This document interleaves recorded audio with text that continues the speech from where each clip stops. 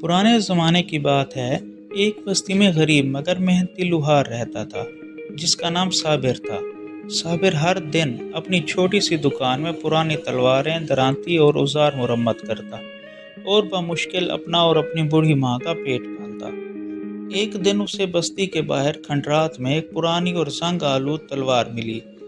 وہ اسے صاف کرنے کے لیے اپنی دکان میں لایا۔ جب اس نے تلوار پر ہتھوڑا مارا تو اچانک ایک تیز روشنی ہوئی اور دھواں سا اٹھا۔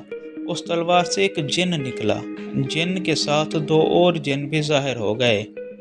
صابر ڈر گیا، مگر جنوں نے گرجدار آواز میں کہا، ہم تینوں جن اس تلوار میں قید تھے۔ جو ہمیں آزاد کرے گا اسے 3 سوالوں کے صحیح جواب دینے ہوں گے۔ اگر ایک بھی جواب غلط ہوا تو ہم اسے ہمیشہ کے لیے قید کر لیں گے، لیکن اگر تینوں درست ہوئے تو ہم 3 خواہشیں پوری کریں گے۔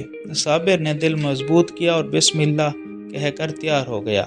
پہلا جن، پہلا سوال، وہ کون سی چیز ہے جو بانٹی جائے تو بڑھے گی؟ صابر نے فوراً جواب دیا، محبت۔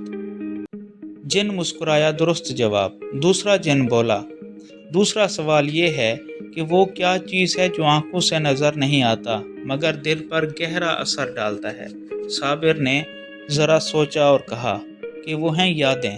دوسرا جن بولا، درست جواب۔ اب تیسرے جن کی باری تھی۔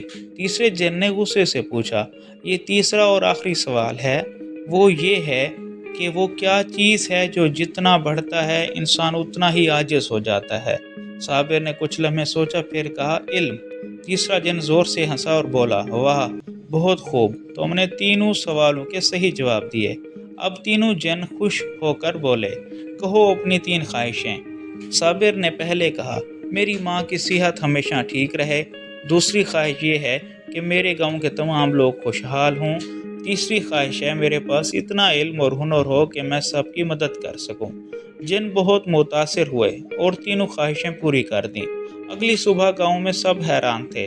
صابر کی ماں تندرست تھی، گاؤں میں خوشحالی آ گئی اور صابر نہ صرف مشہور لوہار بن چکا تھا بلکہ لوگ دور دور سے اس سے مشورہ لینے آتے۔